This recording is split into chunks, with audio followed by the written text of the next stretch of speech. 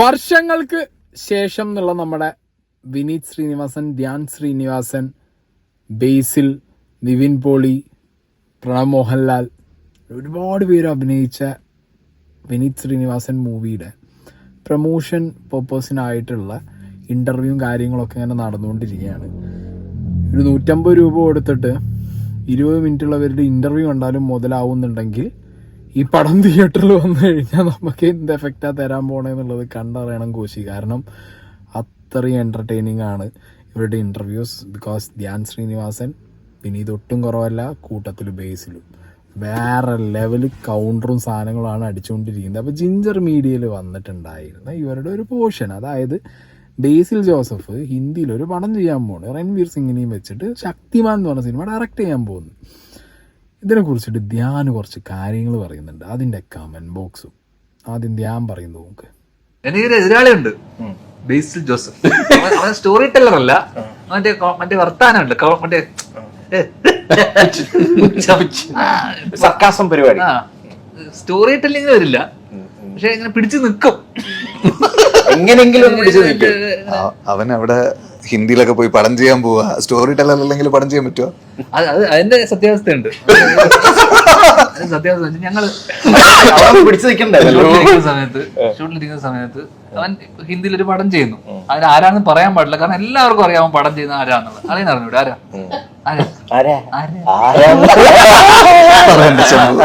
ഒരു സിംഗ്. ഓക്കെ, അത് മാത്രമല്ല, ഈ പേര് എല്ലാ ഇന്റർവ്യൂവിലും വന്നിട്ടുണ്ട്, വൈറലും പറഞ്ഞിട്ടുണ്ട്. അപ്പൊ നമ്മളെ തന്നെ എത്ര പ്രാവശ്യം ഞാനായിട്ട് തന്നെ ഇത് പറയണ്ടല്ലോ. ഇപ്പൊ സംഭവം എന്ന് വെച്ച് കഴിഞ്ഞാൽ ഞാൻ ഒരു ദിവസം സിംഗ് മെസ്സേജ് അയച്ചിട്ടുണ്ട്, എന്നിട്ട് എനിക്ക് കാണിച്ചത്. ഞാൻ പറഞ്ഞു തിരിച്ച നമ്പറിലോട്ട് വിളിച്ചിട്ടൊന്ന് സംസാരിക്കും. സംഭവം ഇവൻ ഹിന്ദി അറിഞ്ഞൂടെ, ഇംഗ്ലീഷ് അറിഞ്ഞൂടെ. ഓക്കെ, ഇവൻ ഏത് ഭാഷയിൽ പോയി സ്റ്റോറി ടെൽ ചെയ്തിട്ടുണ്ട്. ഈ രണ്ട് ഭാഷയും കൃത്യമായി അറിയില്ല, ആകെ അറിയാവുന്ന മലയാളം. അപ്പൊ മിക്കവാറും ഇവൻ കഥ പറഞ്ഞിട്ടുണ്ടോ ഈ രീതിയിലായിരിക്കും പുള്ളി എടുത്ത് കഥ പറഞ്ഞിട്ട് മനസ്സിലായി. പിന്നെ ചിരിച്ച് ഓരോ തമാശയൊക്കെ പറഞ്ഞ് പുള്ളിനെ കുപ്പിയിലാക്കിയിട്ടുണ്ടാവും. അപ്പൊ ഞങ്ങൾ എന്നെ ഉടനെ എന്നെ ഒരു ഫോട്ടോ കാണിച്ചു. ഫോട്ടോ ഉണ്ട്. ഞമ്മൾ തിരിച്ചു വിളിക്കാൻ പറയും, നമ്പറിലോട്ട് വിളിക്കുന്നില്ല. വിളിക്കൂല, പുള്ളി ഉറങ്ങുമായിരിക്കുന്നൊക്കെ വിളിക്കുന്നില്ല. നമുക്കൊരു ഉറപ്പുണ്ട് ഇയാളെ കണ്ടോ ഇല്ലയോ എന്നൊക്കെ നമുക്ക് അറിയില്ലല്ലോ. ഫോട്ടോ കാണിച്ചു എനിക്ക്. അത് നമ്മൾ എയർപോർട്ടിൽ നിന്നൊക്കെ സെൽഫി എടുത്തോട്ടെ, നമുക്ക് അങ്ങനെ ഒരു ഫോട്ടോ. സത്യം, ഞാൻ സത്യം. അപ്പൊ ഈ ഫോട്ടോ കാണിച്ചു തന്നു. അപ്പൊ ഇവൻ സ്റ്റാറായി. പക്ഷെ എനിക്ക് കണ്ടപ്പോ ആ ഫോട്ടോ എന്തോ ഒരു വശപ്പിച്ച് കണ്ട്, ഇത് എങ്ങനെയോ എവിടുന്ന് സാർ ഒരു ഫോട്ടോ എടുത്തോട്ടെ ഓടിപ്പോയിട്ട് പെട്ടെന്ന് ഇങ്ങനെ എടുക്കുമ്പോ അയാൾ ഇങ്ങനെ നിൽക്കുന്ന ഒരു ഫോട്ടോ. ഓക്കെ, ഒരു ദിവസം ഉണ്ടായിരുന്നെ മൂന്നാർ വെച്ചിട്ട്, അതായത് ധ്യാൻ ഇങ്ങനെ അയാളൊന്നും നിന്റെ പടം ചെയ്യില്ല എന്നൊക്കെ പറഞ്ഞിട്ട് ബേസിനെ തളർത്തിക്കൊണ്ടിരിക്കുമ്പോഴാണ് ബേസ് ഇത് കാണുന്നത്. അപ്പൊ ഓരോന്ന് കാണുമ്പോഴും ധ്യാൻ ഇങ്ങനെ തകർന്നുകൊണ്ടിരിക്കുക. ധ്യാന് മനസ്സിലായി, പുള്ളിക്ക് ഭയങ്കര ഇഷ്ടപ്പെട്ടു, പുള്ളി ബേസിലിന്റെ ആരാധകനായി മാറിയ പോലെ മെസ്സേജ്. ലാസ്റ്റ് ധ്യാൻ ഇങ്ങനെ ഇരുന്നിട്ട് ഞാൻ തോറ്റുപോയി, എന്നിട്ട് തലയെ കൈ വെച്ചിട്ട് പൊട്ടും, നിന്റെ പടം പൊട്ടോടാണ്. ബേസി അങ്ങ് എഴുന്നേറ്റിട്ട്, എടാ 4 ആഴ്ചക്ക് കുറപ്പടം ചെയ്യുന്ന നിന്റെ ഞാൻ അതിന് തകർന്നും പോയി. എനിക്കൊന്നും തിരിച്ചവരോട് പറയാൻ പറ്റില്ല, ഇത് ഞാൻ ചങ്ക് പറിച്ച് ചെയ്യുന്ന സാധനമാണ്. ധ്യാൻ ശ്രീനിവാസൻ ഭയങ്കര ഫണ്ണിയായിട്ട് ഭയങ്കര രസമായിട്ട് അവരുടെ ഫ്രണ്ട്സിൻ്റെ വൈബ് എങ്ങനെയാണോ അങ്ങനെ പറഞ്ഞു തീർത്ത ഒരു കാര്യമാണ്. ഓക്കെ, പക്ഷെ കമൻറ്റ് ബോക്സിൽ എൻ്റെ മക്കളെ ഈ പടം പൊളിഞ്ഞാൽ മൈ മോനെ വല്ല തെണ്ടാനും പോടാ, ഇങ്ങനൊരു ചളിയൻ, അത് ബേസിൽ കഴിവ് അല്ലേ ധ്യാൻ, നിനക്ക് എന്ത് കഴിവുണ്ട് മലരെ, ഇൻ്റർവ്യൂ സ്റ്റാർ ആണ്, ബോംബ് സ്റ്റാർ. ഇങ്ങനെ ധ്യാനിന് വെട്ടുവിളി 100-300 കമൻ്റ് ഉണ്ട് അതിനകത്ത്. അതിലൊരു 50% കമൻറ്റ് ധ്യാനിന് ഊക്കി അടിച്ചുകൊണ്ടാണ്. ആക്ച്വലി ഇതൊരു ഭയങ്കര ഫൺ സൈഡായിട്ടുള്ളൊരു സംഗതി. ഞാൻ നേരത്തെ പറഞ്ഞല്ലോ, ഒരു 150 രൂപയും തന്നിട്ട് 20 മിനിറ്റുള്ള ഇൻ്റർവ്യൂ ഉണ്ടോ എന്ന് പറഞ്ഞാൽ ഞാൻ ഇരുന്ന് കാണും. കാരണം ധ്യാനൊക്കെ പറയുന്നത് രസമാണ്. ചിലർക്ക് കേൾക്കുന്ന സമയത്ത് ഇതാണടേ കോമഡി, ഇത് ചളിയല്ലേ എന്നുള്ള ഫീലിംഗ് വരാം, ഇല്ലയെന്ന് ഞാൻ പറയുന്നില്ല.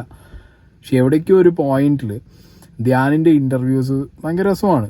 ധ്യാനും ബേസിലും കൂടിയുള്ള ഒരു സാധനം നമ്മുടെ വീണയുടെ പുതിയ ചാനൽ ഒറിജിനൽസ് അതിനകത്ത് വന്നിട്ടുണ്ട്. അതിനുള്ള കുറച്ച് പോർഷനും കൂടി ഞാൻ വെച്ചിട്ടുണ്ട്. അപ്പോൾ നിങ്ങൾക്ക് മനസ്സിലാവും ഇവരുടെ ഒരു വൈബ് എന്താണെന്നുള്ളത്. ഈ തെറി വിളിക്കുന്ന കമൻറ്റ് ഇടുന്നവന്മാരോടെ ഈ വൈബ് നിങ്ങളൊന്ന് കാണും. കല്യാണി പ്രിയദർശൻ പറ. അവള് കല്യാണി ഇങ്ങനെ മൈൻഡ് പോലും ചെയ്തിട്ടില്ല. അപ്പൊ കൊറേ കഥ ഉണ്ടാവും പറയാൻ. ഞാൻ ആക്ച്വലി പരിചയപ്പെടുത്തി കൊടുത്ത ബേസിൽ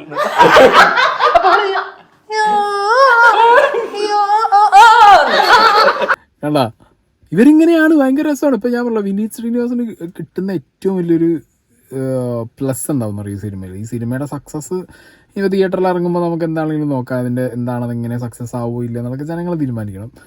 പക്ഷെ സിനിമ എടുക്കുന്ന ടൈമിൽ ഇത്രയും ആളുകളെ, ധ്യാനിനെയും ബേസിലിനെയും ഈ നിവിൻ പോളിനെയും പ്രണവിനെയും ഒക്കെ വെച്ച് ചെയ്യുമ്പോൾ, പിന്നെ ഒരുപാട് പേരുണ്ട് അതിനകത്ത്, ഇത്രയും ആളുകളൊക്കെ വെച്ച് ചെയ്യുന്ന സമയത്ത് ഈ സിനിമയുടെ സെറ്റിൽ നിന്ന് തന്നെ ചിലപ്പോൾ വേറൊരു സിനിമയ്ക്കുള്ള കഥയും കിട്ടും വിനീത് ശ്രീനിവാസന്.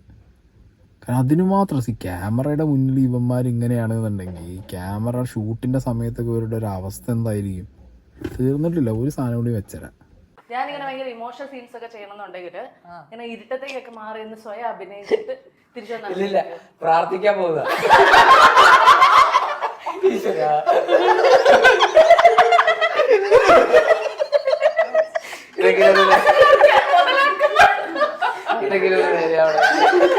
ആകപ്പാടെ കിട്ടിയ ഒരു പിടിവള്ളിയാണ്.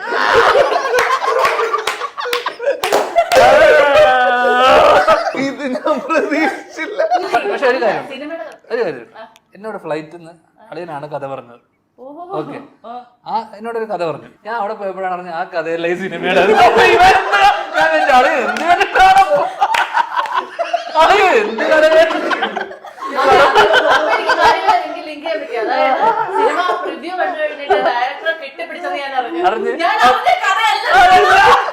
ഈ സിനിമയല്ല ഭാഗ്യം ആ കഥ അല്ലല്ലോ നീ എടുത്ത് വെച്ചത്. നിങ്ങൾ ആലോചിച്ച് നോക്കുക. അതായത് അങ്ങോട്ടും ഇങ്ങോട്ടും ഇട്ട് വെപ്പാ. അതായത് ഒരു സൈഡിൽ ഒരാൾ ഹിന്ദി പടം ചെയ്യാൻ പോകണമെന്ന് കേട്ടപ്പോൾ അതിൻ്റെ ഒരു ഫ്രണ്ട്സ് തമ്മിലുണ്ടാവില്ലേ, അങ്ങോട്ടും ഇങ്ങോട്ടും വാരി തൂക്കിയടി, അതൊരു സൈഡിൽ നടക്കുമ്പോൾ ഇപ്പുറത്ത് നിൻ്റെ ഇറങ്ങുന്ന എല്ലാ സിനിമയും ബോംബല്ലടാ, ഇതെന്തെങ്കിലും രക്ഷപ്പെടും എന്നുള്ള രീതിയിൽ അവർ വൈബിൽ പറഞ്ഞിട്ട് പോണ കാര്യമാണ്. അതിനുവേണ്ടി കമൻറ്റ് ബോക്സിൽ പോയിട്ട് ധ്യാനിനെ തെറി വിളിച്ചിട്ടോ അല്ലെങ്കിൽ ധ്യാൻ എന്തിനങ്ങനെ അയാളില്ലാത്ത സമയത്ത് അയാളെക്കുറിച്ച് പറഞ്ഞു എന്നുള്ള ചോദ്യമൊക്കെ ചോദിച്ചിട്ട് ഒരു കാര്യമില്ല. പിന്നെ നമ്മളൊക്കെ മനസ്സിലാക്കേണ്ട ഒരു കാര്യം എന്താണെന്ന് വെച്ച് കഴിഞ്ഞാൽ ഇത് പ്രൊമോഷന് വേണ്ടിയിട്ടാണ് അവർ ഇൻ്റർവ്യൂസ് ചെയ്യുന്നത്. അപ്പോൾ അവർ കുറച്ച് ഫണ്ണി ആക്കും. പിന്നെ ധ്യാൻ വന്നിരിക്കുമ്പോൾ എന്താണെങ്കിലും ഉറപ്പാണ് കുറച്ച് തള്ളും മുന്തും അതിനിടയിൽ കുറച്ച് കഥയും അതൊക്കെ കാണൂടെ. അല്ലാതെ ഇപ്പോൾ ഈ സംഗതി വിറ്റ് പോകണ്ടേ, മനസ്സിലായോ? കാരണം ഈ ഒരു ഫണ്ണ് എലമെൻറ്റ്, ഈ ഒരു ഫൺ വൈബ് ഇവിടെ എങ്ങനെയാണ്? അപ്പോൾ തിയേറ്ററിൽ ഇവർ എന്തായിരിക്കും അഭിനയിച്ച് വെച്ചതെന്ന് കാണാനൊക്കെ ആളുകൾ ഭയങ്കര ക്യൂരിയോസിറ്റി ഉണ്ടാവും. അതൊക്കെ തന്നെയാണൊരു സംഗതി. അതിനിപ്പോൾ പോയി ധ്യാനെ കുറേ തെറി വിളിച്ചിട്ട് ബേസിലിനെ പറഞ്ഞ എന്തിനാന്നുള്ളത് ചോദിച്ചിട്ടൊന്നും ഒരു കാര്യമില്ല.